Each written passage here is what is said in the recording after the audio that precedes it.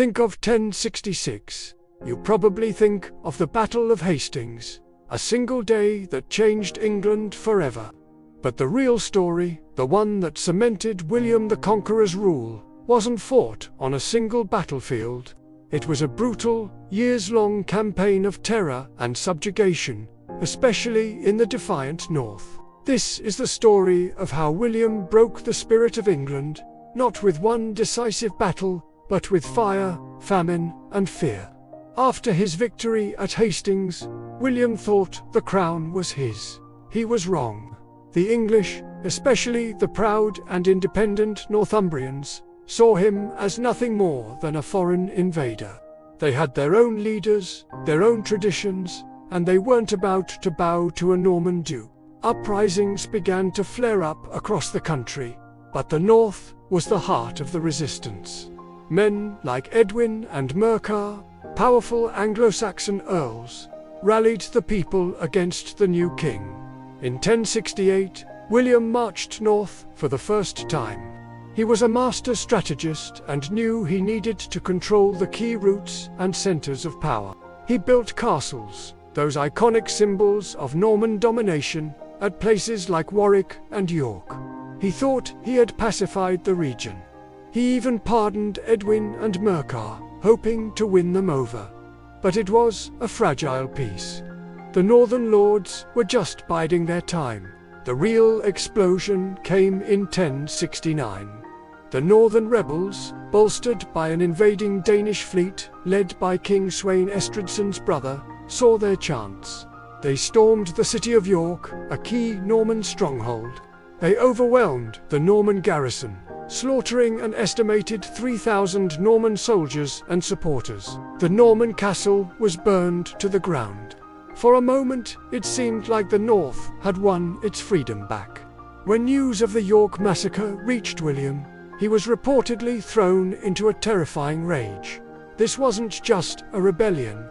It was a direct, bloody challenge to his authority and his honor. He had shown mercy before, and in his eyes it had been met with betrayal and slaughter.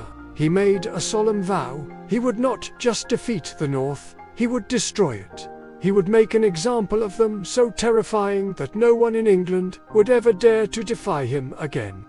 William gathered his army and marched north with a speed and determination that stunned his enemies. He paid the Danes a massive bribe of silver to sail away and leave the English rebels to their fate. It was a cold, calculated move. With the Vikings gone, the northern resistance was isolated and vulnerable. What followed was not a campaign of battles, but a campaign of annihilation. It's known to history as the Harrying of the North, beginning in the winter of 1069 and continuing into 1070. William unleashed his forces across the vast landscape between the River Humber and the River Tees. The orders were simple and horrific: burn everything. His soldiers swept through villages and towns, setting fire to homes, barns, and churches. They slaughtered livestock, piling the carcasses to rot in the fields. Most chillingly, they systematically destroyed all food supplies. Granaries were torched, and farming tools were broken. The goal was not just to defeat the rebels in the field, but to eliminate the very means of survival for the entire population. It was a scorched earth policy of unprecedented brutality. Contemporary chroniclers, even those who were Norman and generally sympathetic to William, were horrified. One monk, Orderic Vitalis, writing decades later, described the scenes with palpable shock. He wrote of men, women, and children dying of starvation in their homes and on the roadsides. He described desperate people resorting to eating cats, dogs, and even, in the darkest whispers, each other. The land was left utterly desolate, a blackened, silent wasteland. The scale of the destruction was immense. The Domesday Book, William's own great survey of England, conducted in 1086, tells the story in cold, hard data. 17 years after the harrying, vast swathes of Yorkshire are simply recorded as vastatus waste. Entire villages had disappeared from the map, their populations gone, their lands. Modern archaeology supports these accounts, showing a sharp and sudden decline in population and settlement in the region.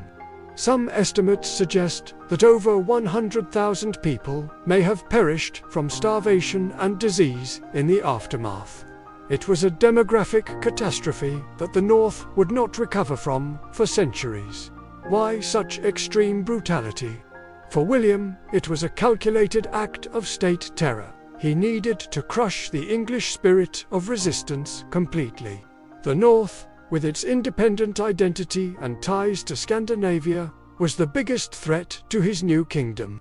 By making an example of it, by showing that rebellion would be met with utter annihilation, he sent a terrifying message to the rest of England. He was demonstrating that he was not just a king who ruled by right, but a conqueror who ruled by might.